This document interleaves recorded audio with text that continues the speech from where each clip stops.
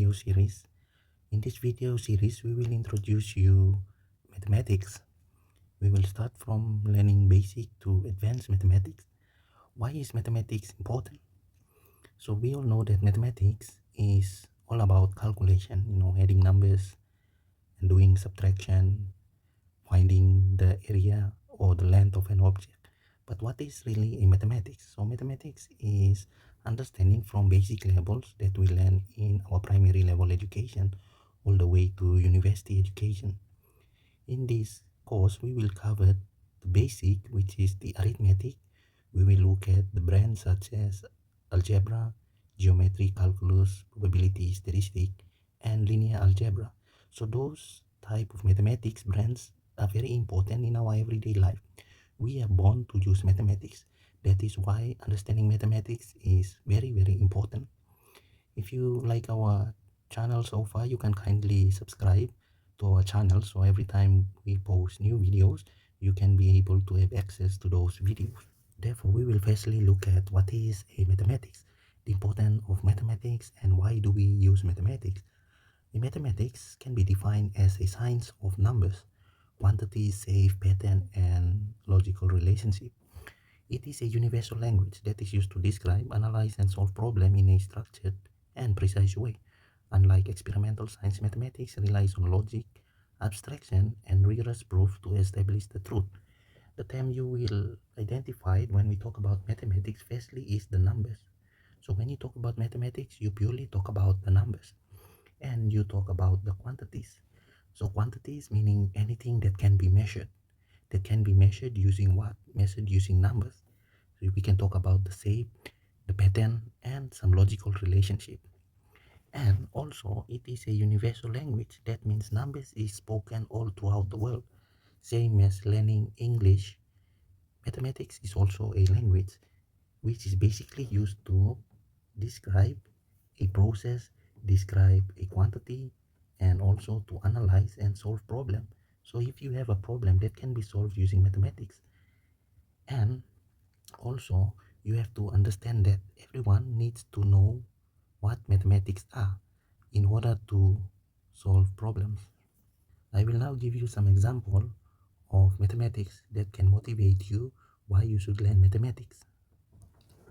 Let's look at an example, the aeroplane. The aeroplane is one of the human-made and a very complex structure that normally transport people over long distances. Example, point A to point B.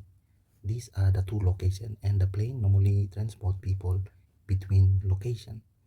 So maths is involved in many areas of the aeroplane. Example that we can compute. We have the height, for example, height versus the speed.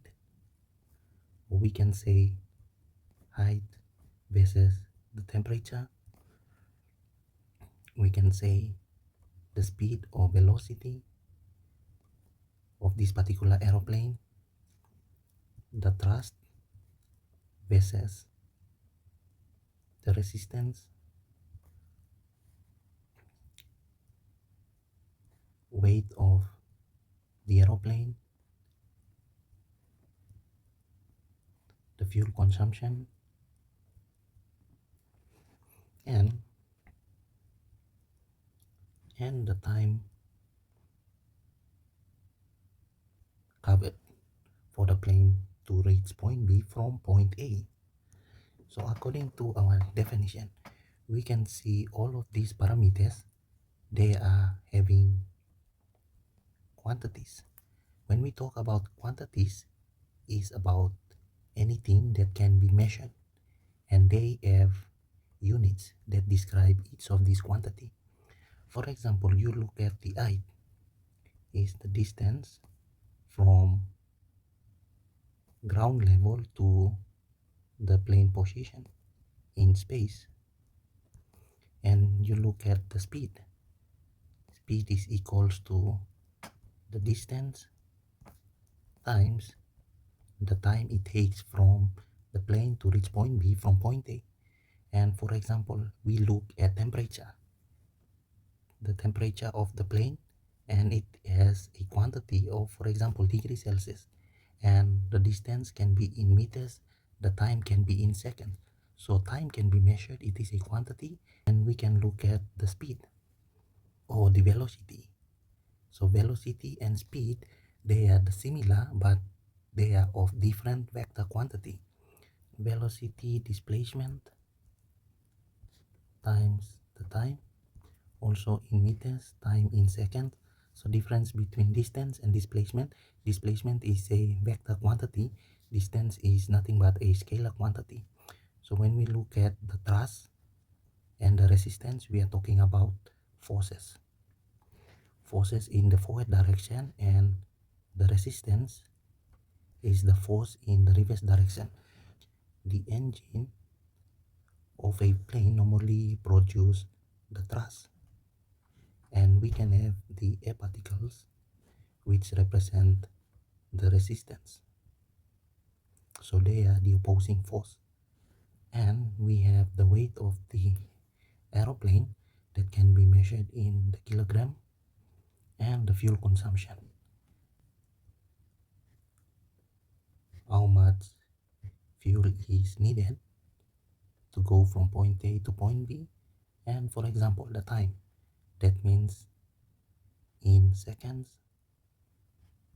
minutes, or hours it takes from the plane to move from point A to point B.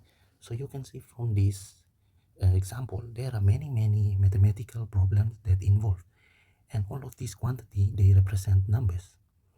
And when we compute those numbers, it will give us a logical relationship, and in a structured and precise way. When people design this aeroplane, they take into consideration all those factors and their quantities, and it helps them to build an aeroplane that is more robust, stable, and safe for the general public to use. Therefore, you can appreciate the use of mathematics in such a complex man-made system. Another example can come from, let's say we have a business. The starting capital, let's say 100,000, and in the duration of 5 years, it reaches, for example, 30 million. By using such data in economics, we can predict another 10 years of how the business will grow by having this data in hand. So we are dealing with numbers from 100,000 to 30 million, and then we can predict the growth in the next 10 years. We can have 5 years and 10 years.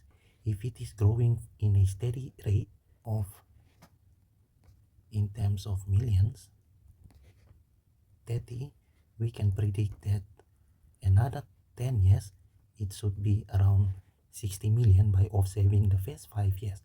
That's where mathematics also comes in, and it plays an important role mathematically. Without mathematics, we cannot predict the future of a company. That's why mathematics is also used in the field of economics. Another example, if we want to find the population of a particular country, we might consider the birth rate with respect to the death rate. In that case, we can find the existing population plus the birth rate, and we can minus the death rate in order to find the current population of people within a country. That's where mathematics also comes into play. Another example, if you have a pie and you have 4 friends, and you want to share this pie equally to your 4 friends, then you have to cut them in quarters, 1, 2, 3, 4 quarters, so each of them can receive a fair piece of pie. That's where you will use mathematics. Another example, if you have a coin, the coin have two sides, the head or the tail of a coin.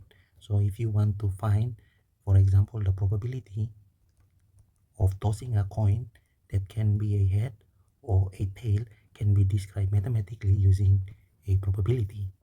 Maybe one final example, if you have a bucket and you know the volume of the bucket and you want to fill up the stone into the bucket. So if you know the volume of the bucket and volume of the stone, you can precisely know how many of this stone will fill up this bucket. So in this case, you can also apply mathematics by understanding the volume of the stone and volume of the bucket in order for you to precisely put how many number of stones into this particular bucket. So that's where mathematics such as division comes into play. Let's begin by discussing the first branch in mathematics, which is the arithmetic. So arithmetic is the oldest and most fundamental branch of mathematics, and we all know that in primary level of education we learn those basic arithmetic where it deals with number and basic operation performed on those numbers. So it serves as the foundation of all other areas of math, including algebra, calculus, and statistics. So the important thing that you will realize is it deals with numbers and operation. So the first part of the arithmetic that we will look at is the basic operation, which is the addition, and the operational sign is given as plus, and the subtraction, multiplication, and division. So those are the basic operation of the arithmetic. And in arithmetic, that means all these basic operations are performed on numbers. And we will also look at the fraction, decimal, percentage, the exponential, and roots, order of operation, and the ratios and proportion. Those are all part and parcel of arithmetic. So if you want to solve anything that is in relation to addition, subtraction, multiplication, division, fraction, percentage, all of these, they are referring to the arithmetic branch of mathematics. And we will discuss one by one with specific example for you to appreciate why they are used in the real world. Firstly, let us look at addition. So some of the application of addition, we all know that addition can be adding of numbers, and it is basic. In applications such as a circuit theory, where you have a battery which is connected in series and it has positive 5 volts, positive 3 volts, and you are connecting them in series and you want to measure the voltage of these two voltage source. So we apply the addition where we say 5 volts plus 3 volts, since it is connected in series, we should have 8 volts at the output. Therefore, you have 8 volts, positive 8 volts across these two battery when you measure. So this can be one application of addition in mathematics. The important thing to understand in terms of the number itself is the sign or the operator. Imagine you have 5, a number 5, and plus 5. They all have the addition sign in front, and if you see a number without the sign, you know that it is a positive value. When we talk about subtraction, we can be able to differentiate why do we need those sign in front of a number. So any number that you see without a sign can be regarded as a positive. For example, plus 5 plus 3, that means the 5 is having the positive sign in front and the 3 is having a positive sign in front, which will give us 8, and 8 is also equivalent to plus 8.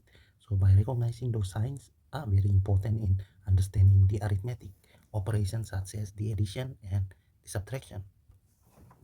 Maybe another example, if you have a bucket with the volume 100 milliliter and you have a cup which is 1 milliliter. So if you add this to the bucket with a volume of 100 milliliter, you now will have a total volume of 100 milliliter plus 1 milliliter, which will now gives you 101 millimeter inside this particular bucket. Maybe one final example of the application where we normally use arithmetic. If you have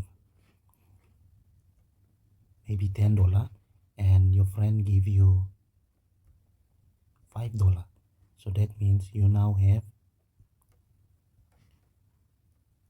$10 with $5 you have in total $15. So those are the application of addition in arithmetic. Let us now look at subtraction and some of the application. We all know that subtracting is like removing and addition is like combining things together. Example, you have 5 minus 3. We know that with this sign minus 3, that means we are removing 3 from 5. So the leftover will be 2. Even though this statement or expression can be written as minus 3 plus 5, will still gives us 2. So the important thing is to identify the minus sign and the positive sign in front of the number itself. Although we are trying to combine, this minus 3 is like removing itself from the total number of value that is in combination with the 5. By understanding the sign, it is very easy for you to compute arithmetic in terms of the addition and subtraction, and it is straightforward. I now give you an example in terms of a control system. If you want to know about the control system, I will be giving link to my video of control system below, so you can be able to view if you want to learn more about control system. So in a control system, we use a representation as plus and minus, and this is regarded as a comparator. So a comparator, it normally compares the value. For example, we have the reference input and we have the feedback of any system. And if we have a reference, for example, 5 volts and the feedback is 2 volts, so the comparator will compare and gives the output, which is the error signal.